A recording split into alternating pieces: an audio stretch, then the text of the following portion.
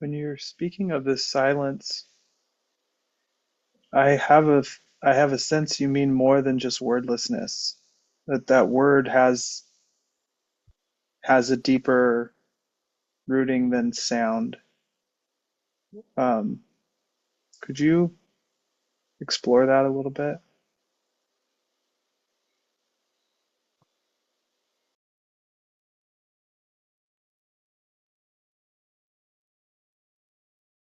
Yeah.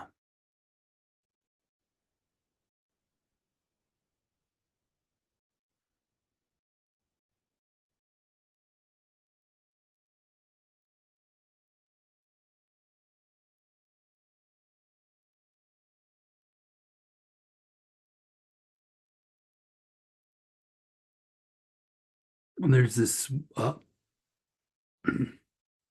there's this word um, in Sanskrit, Advaita.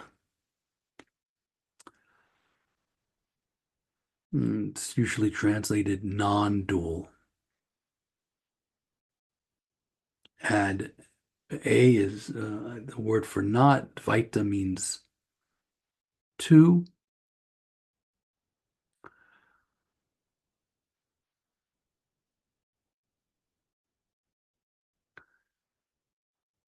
or multiple, really.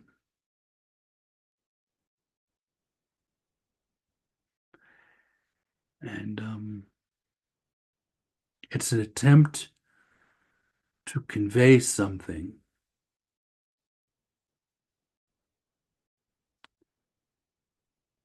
using language which is by nature dualistic.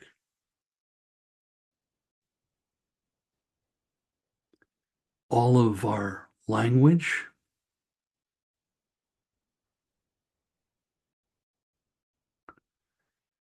is structured to describe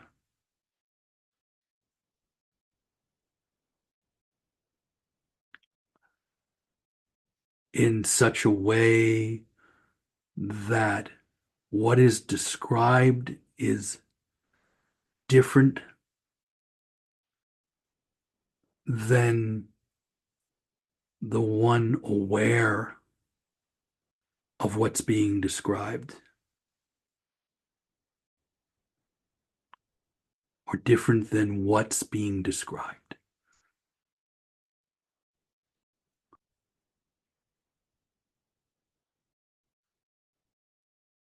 Because of that, there isn't a word that can be used correctly or that fully conveys, because the one who's hearing is the one being described, simultaneous with understanding what's being described. And even that language is dualistic, so it's not quite getting it, can't quite do it.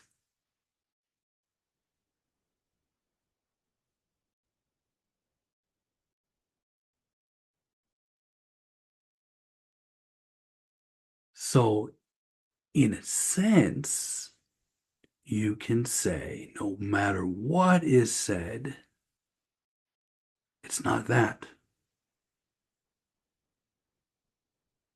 And that's correct. It can't be described.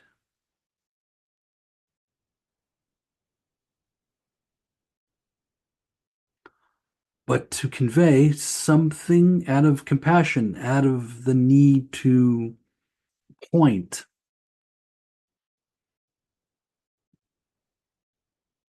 words are used. So it's almost like every description has to have a disclaimer. The disclaimer would be something like, but not the usual way it's understood. So whatever word you want to use, and you can use so many words. It's so amazing you can use so many words because of it being non-dual, of it being beyond words. So you could say silence, but it isn't absence. It's the silence in which sound and silence are in. It's the underlying silence. It's the silence that's beyond sound and silence. You see, because the language that we have of duality, dualistic language, when you say something, the opposite of it is what it's not, because you're trying to describe. I think the word describe is related to the word to the language of cutting. You're dissecting, you're taking apart. You're saying it's not that, it's this.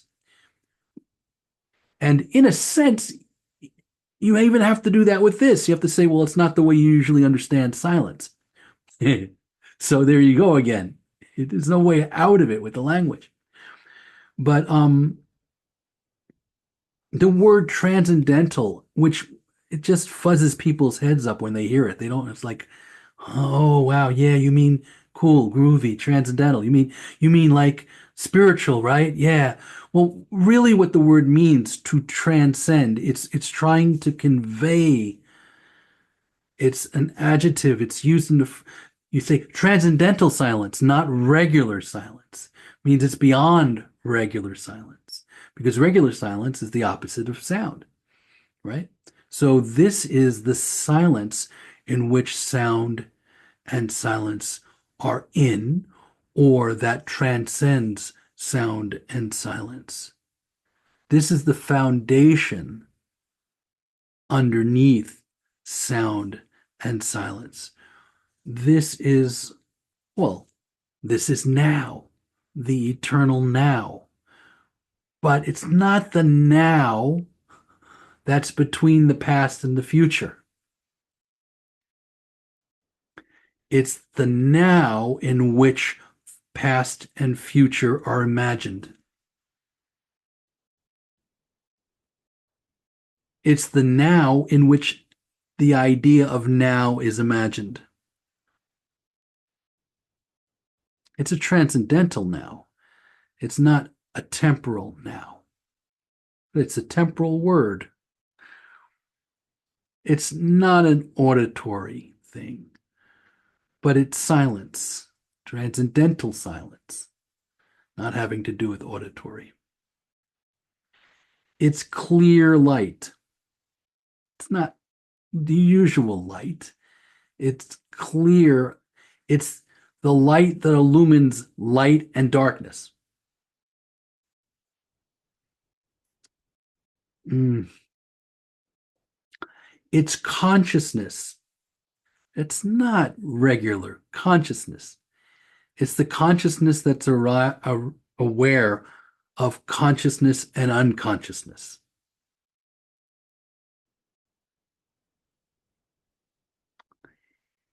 It's here, but it's not the here that's different than there. It's the here in which every there is imagined and every here is imagined. It's the only actual here in which every here is and every there is. It's beyond here and there. It transcends here and there. You can call it here-ness, you can call it consciousness, you can call it nowness, you can call it silence, you can call it this, but it's a transcendental this because it's not a thing.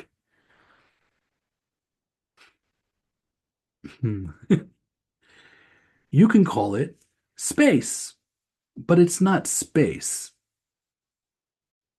It's the space in which space is.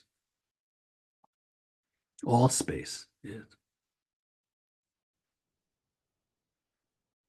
Every word used is a pointer, but doesn't actually describe it. Kind of just um, indicates some way.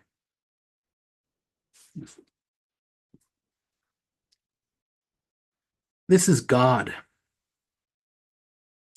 but not the God where you have God and not God. It's not that God. It's the God that transcends God and not God. It's a transcendental God, beyond God. Any idea of God and any idea of not God. It's so much more God than any idea of God. And that's God.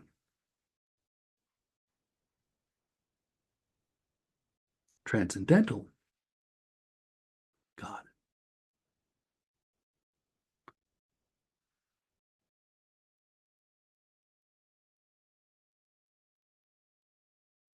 So yeah, that's a, it's silence beyond sound and silence. Hmm.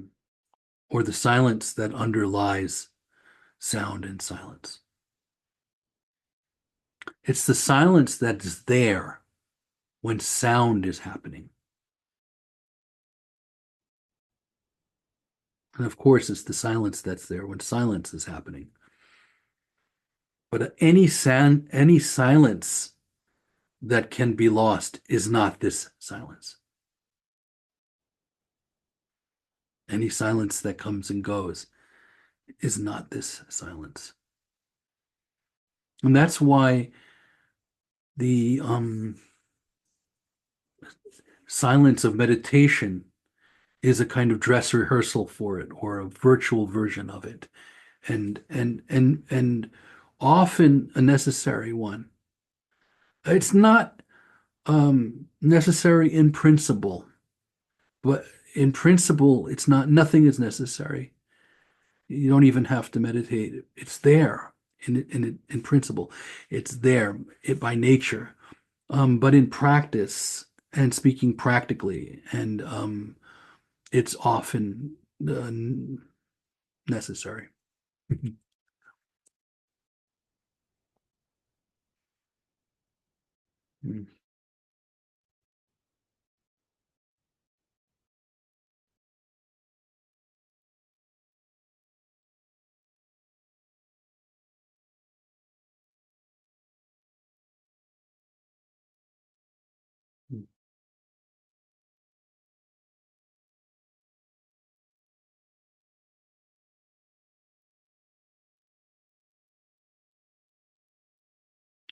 Another word that's used is para. It's another Sanskrit word that's used to indicate it. Para is very similar to trans. I think para might actually be the Sanskrit word for all this para, and then there's maha. And so maha means great or profound, and that's another way of saying it. It's affixed at the beginning of something, just like para is, and para means transcendent. Maha means great or profound, and it's the same thing. It's you put it at the beginning of a word that to indicate it's the other version. It's the one beyond.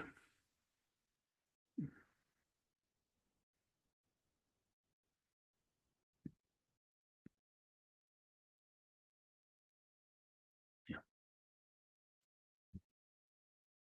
How's that, Kyle? Yep.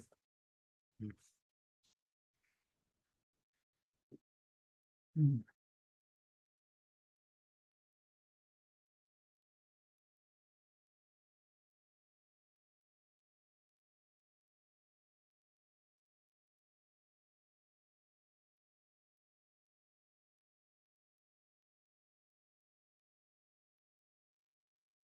Krishna. Yes, Andrew. Just a further clarification, because I thought it was one that was wonderful what you just said, and I have to take it in. But um, you said that now is where the past and the future are imagined, and I just can you tease that a little bit more, because that word is it just involves an actor or an action. I know I don't I'm not quite getting what you're capturing there, or if you could say it another way. So, past is is concept, is thought. Mm-hmm. There's no access to past except in thought. So past is imagined now, here. It's only imagined here and now. It's never imagined anywhere else because it's thoughts, concepts. It doesn't, there's nowhere it is at all. It's it's simply mind created. Um, and it's software, it's not hardware. It's it's doesn't the past never exists. Present only exists.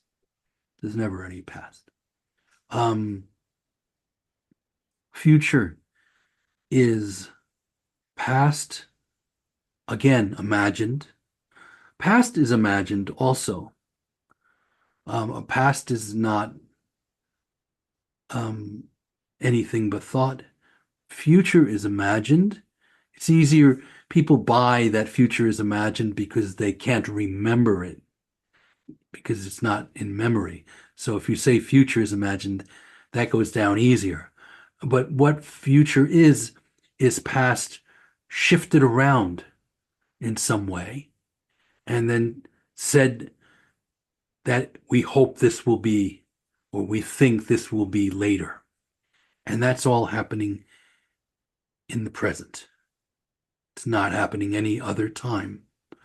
So the future is only happening in the present because the only future there is this talk and thought and imagery of past thoughts rearranged and projected forward.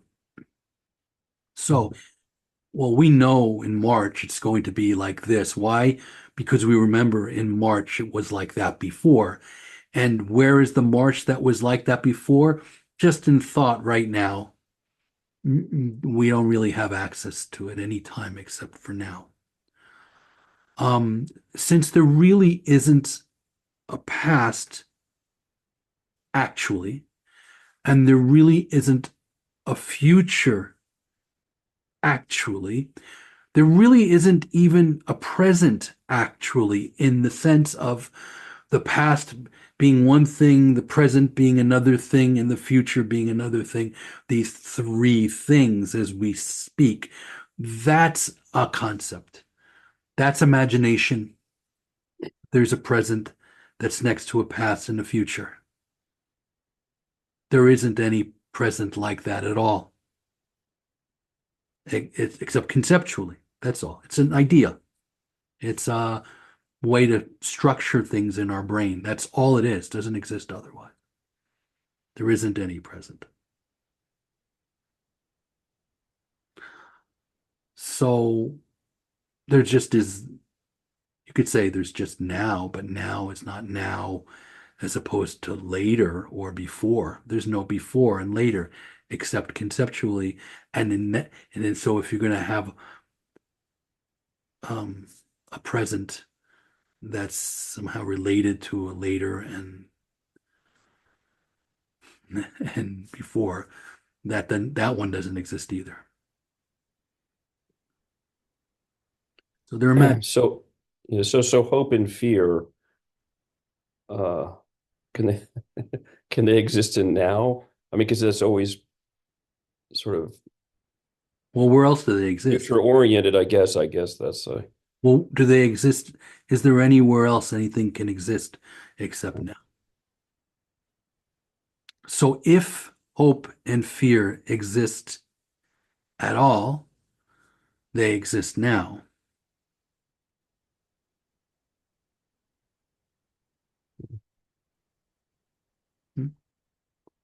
And they're very connected to past and future. They're conceptually based, hope and fear. I mean, there's spontaneous immediate responses to things that happen. But that's a different thing than hope and fear, really. It may look like fear in the moment. It's a response, adrenaline rush, this, that, done. But the thing where we're fearing for tomorrow, or we're hoping that things work out well tomorrow, this is all conceptual, doesn't exist really. Um, it's an addiction in some sense, you could say, through persistent habits. It's a habitual tendency. And in some way, I mean, the habitual tendencies, they're only happening now. And from the position of simply awareness or of even a discriminating mind. So it's still mind, but it's discrimination. There's a sense of freedom as soon as there's an awareness of, oh, this is mind. In other words, when we speak of the transcendent, that's silence. There's never a problem. The depths of the ocean are always still. But like I was saying before, there's a virtual version of this where there's an I that is seeking silence. That whole I that is seeking silence, the way this proceeding, this is like the horizontal version, you could say. This is all mind.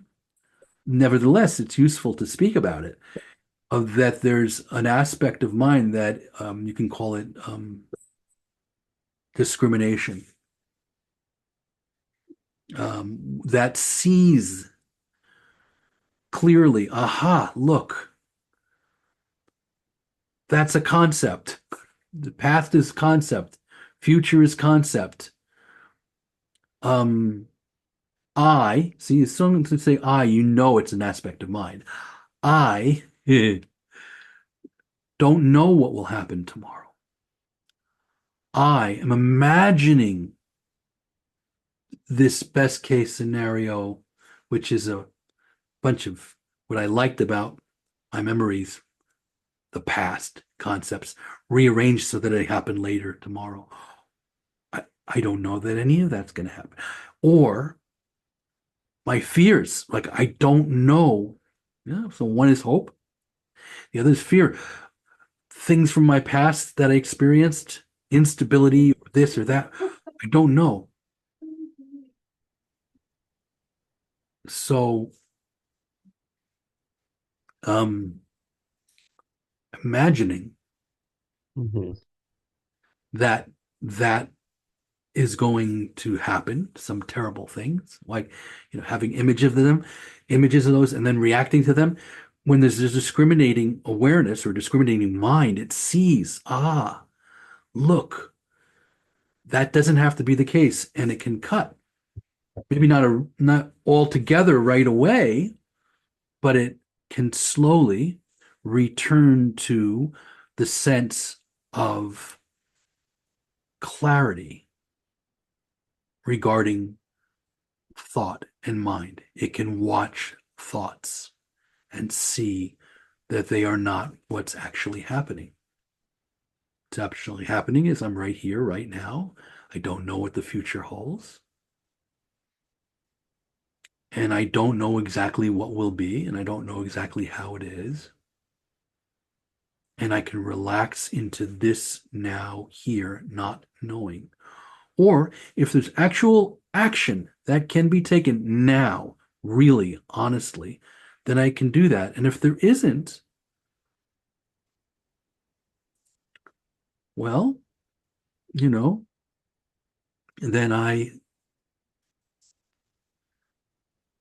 simply watch the thoughts, watch the breathing. And there's all kinds of ways of, you could say, interrupting that pattern. If you're experienced in meditation, you can recognize that you're stimulating the nervous system is being stimulated by looking at the images of the mind. So you cut doing that. Bring your um, attention to your breathing, to the sensations of the body sitting. Notice the mind moving.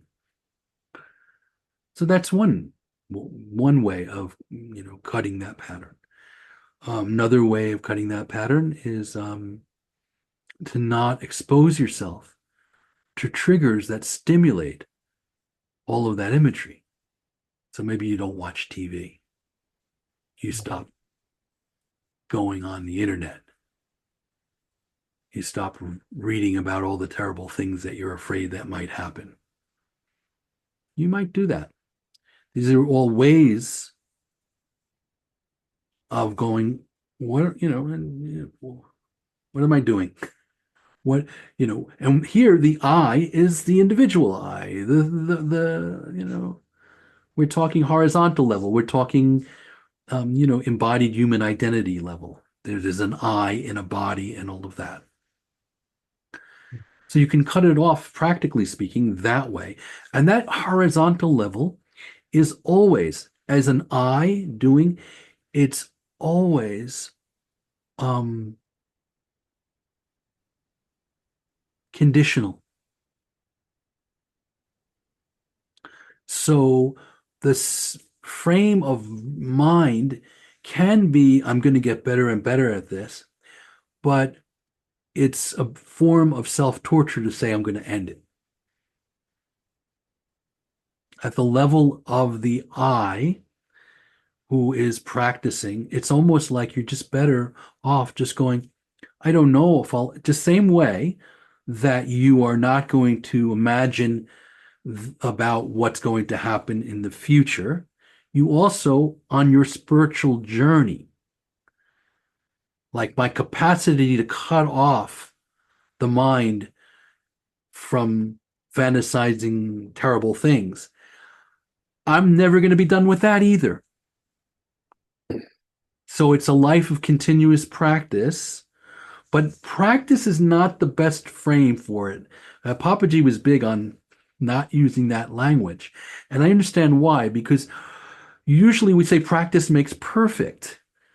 And you practice so that you can finish it, do it, accomplish it, grasp it.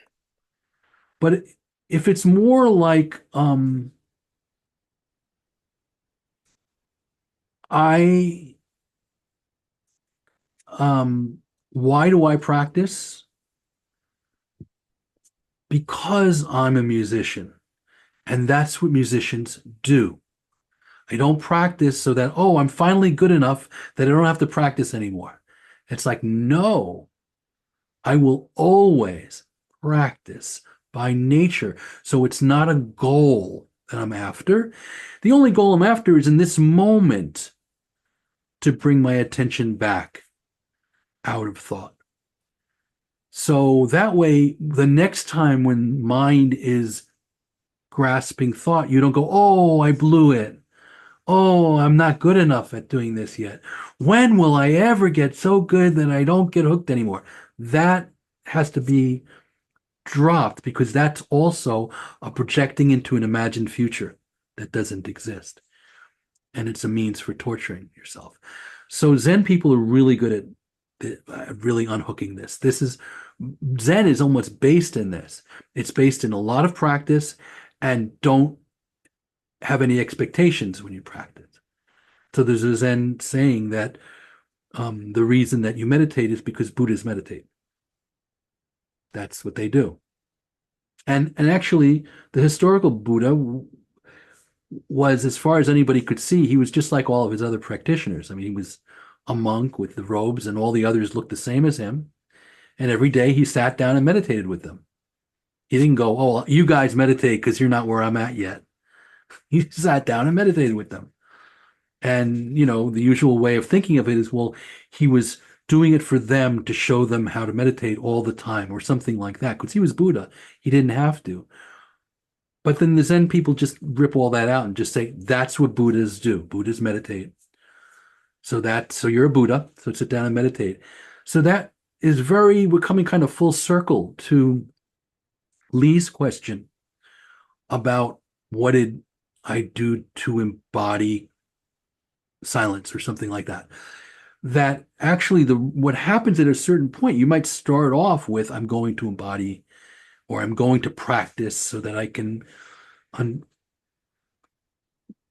a satori, or realize the nature of mind, or realize no mind or no self, or any of these.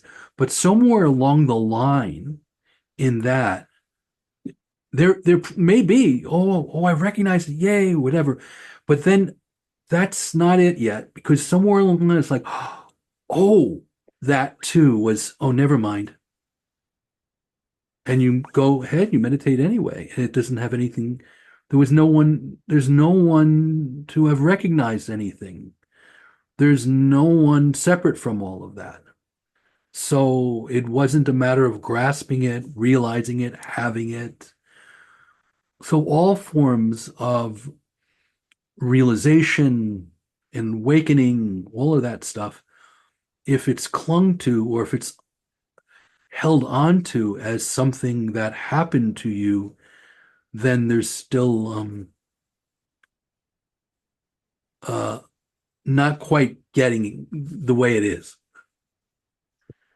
That all of that is the activity happening in. Does this make sense, Andrew? Yeah, it does. So past and future are imagination. The spiritual practitioner is imagination. The spiritual path is imagination. And because it's imaginary, you don't have to stop it, nor should you try to. Only in the grasping interior sense do you, if you see it, then there's a stopping of that. But in terms of apparent practice, that's perfectly okay. It doesn't matter. You can meditate every day. Why should you meditate every day if you're already that? Well, why not? Because the mind is, there's all kinds of reasons, but even if your mind isn't grasping, it's good to meditate. But if your mind's grasping, okay, I'm meditating for that reason. But it's a bit like,